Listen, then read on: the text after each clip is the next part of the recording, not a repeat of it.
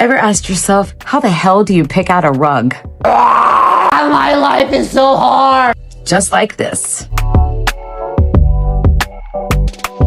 So if your space feels unfinished, I can guarantee it's the rug or the lack of one. Rugs, they don't just decorate a room, they anchor the entire room. When a rug is wrong, even if it's the nicest furniture around it, it's gonna look disconnected. The volleyball team floated away! So I'm gonna show you how to choose the right rug, don't waste your money, where to place it, the biggest mistakes that make rooms look small, cheap, or just off-balanced.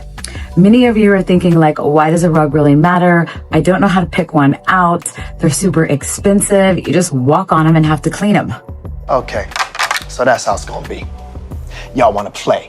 Here is why a rug matters. Rugs, they define the zones. A bad rug makes it feel like a dorm room, or even worse, desperate. Look at us. Hey, look at us. Look at us. Huh? Look at us. Say it again. Look at us. And the biggest mistake guys can make, the number one rug mistake, is buying one that's too small. Maybe he was high on the hashish. Rugs that only just sit completely under a coffee table, they do nothing. They shrink your entire space. They make the furniture just look super disconnected and weird. A good rule of thumb, always go bigger. So if in doubt, bigger rugs, they look more intentional and they'll connect everything. Here are some really good living room rug rules to go by. What? Here are a few living room rug rules to go by. Take 3. Here are a few living room rug rules to go by. Say that 5 times fast. No thanks. So normally the front legs of your sofa and chairs sit on the rug. Not always. It's either all or nothing with the furniture legs on rugs. So they are all ideally on it. And if not, just slightly off. The rug should extend past the sofa on both sides. Here's where most just skip completely, the bedroom. So bedroom rug placement is key. Rugs should extend past both sides of the bed, always. You should step onto the rug when you get out of the bed. Rugs only at the foot of the bed, they're not enough.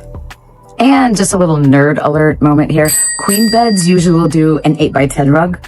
King beds will do a 9x12 if the room allows it. Okay, now one of the most botched rug placements is in the dining room. Oh my goodness. Rugs must be large enough that the chairs stay on it when the chairs are pulled out. Okay, this is a must. If the chair leg catches on the rug, that means the rug is too small. This is where most people, they totally mess this up. And don't forget about pattern and texture, and of course, color or lack of. So neutral furniture, a rug can add subtle texture or pattern. Already patterned furniture, a rug should just stay simple. Avoid overly trendy and really busy patterns. So if you grew up ever seeing this, you know what I mean. Rugs can be expensive, so budget versus expensive, I totally get it. Size is more important than price. Always remember that. A correctly sized budget? Maybe I don't have a correctly sized budget, that's the issue. Spend on size first, material second. A quick rug checklist. Ask yourself, do my main furniture pieces sit on the rug? Does the rug visually fill the space? Does it anchor the furniture and layout? If yes, pat yourself on the back and welcome your floating furniture back. What's up, everyone? Welcome back. A well-chosen rug doesn't scream for attention. It quietly holds the room together. If this helped you see your space differently, subscribe for more no BS decor advice made for real spaces. Next, we close with season 2, episode 20. Once you see this, you won't unsee it. decor trends you do not need to follow.